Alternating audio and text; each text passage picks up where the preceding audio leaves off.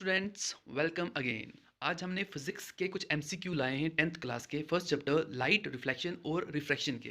तो आइए देखते हैं इनके आंसर। तो क्वेश्चन नंबर फर्स्ट है स्टूडेंट हमारे पास, the angle of incident for a ray of light having zero reflection angle. Student angle of reflection zero है तो एंगल ऑफ इंसिडेंस भी जीरो होगा according to second law of reflection.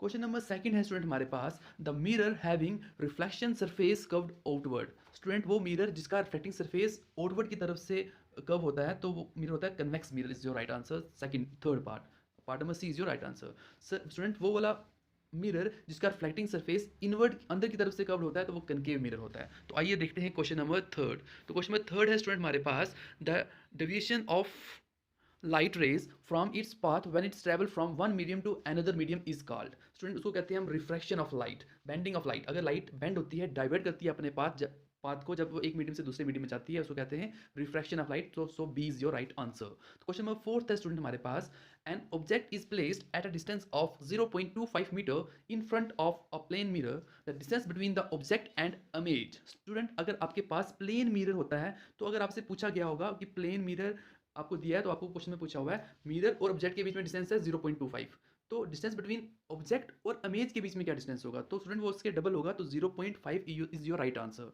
याद रखना students, in case of plane mirror, अगर आपके पास plane mirror है, जो ऑब्जेक्ट होगा, ऑब्जेक्ट और मिरर के बीच का जो डिस्टेंस होता है वही मिरर और इमेज के बीच का डिस्टेंस होता है। तो यहाँ पे वर्चुअल इमेज बनती है। तो याद रखना, अगर आपको क्वेश्चन में पूछा गया होगा मिरर और इमेज के बीच में कितना डिस्टेंस है, स्टूडेंट्स वो उतना ही होता है जितना मिरर और ऑब्जेक्ट के बीच में डिस्टेंस होता है। तो आपको इस केस में मिरर और ऑब्जेक्ट का डिस्टेंस आपको ये वाला आपको दिया गया हुआ है कितना, 0.25। आपसे पूछा हुआ है ऑब्जेक्ट और इमेज में बताएं कितना डिस्टेंस है, तो वो ये भी 0.25, ये भी 0.25, तो हमारे पास आ जाएगा 0.5। तो so C is your right answer. Question number fourth है स्टूडेंट हमारे पास, magnification produce by rear view mirror in vehicles. Student magnification rear view mirror in vehicle की होती है लेस देन 1। याद रखना, अगर मैग्निफिकेशन लेस देन होगी तो इमेज का साइज छोटा दिखता है, इसलिए रियर व्यू मिरर में हम चाहते हैं पीछे देखने के लिए जो गाड़ी में लगा होता है, हम चाहते हैं उसका जो ऑब्जेक्ट का साइज है वो छोटा दिखे और हमारे हमारे पास जो एरिया है वो एनलार्ज दिखे।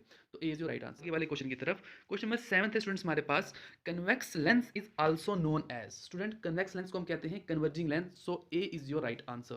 याद रखना स्टूडेंट्स, कन्वेक्स मिरर को हम डाइवर्जिंग मिरर कहते हैं।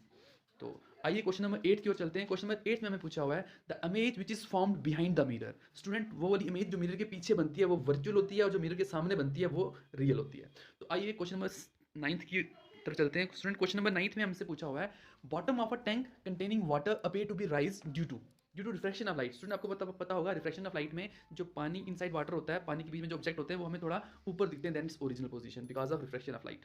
क्वेश्चन नंबर 10 है हमारे पास students, mirror use to concentrate sunlight in a reflecting solar cooker. Solar cooker में स्टूडेंट कनकेव मिरर होता है। तो आइए देखते हैं question number 11। Student question number 11 हमारे पास, which colour has maximum wavelength. Student red is the colour which have maximum wavelength. Students ऐसे ही नेक्स्ट वीडियो देखने के लिए मेरे चैनल को सब्सक्राइब करें। नेक्स्ट वीडियो आएगी human I and the colourful world के कुछ top important MCQs. Thank you, have a nice day.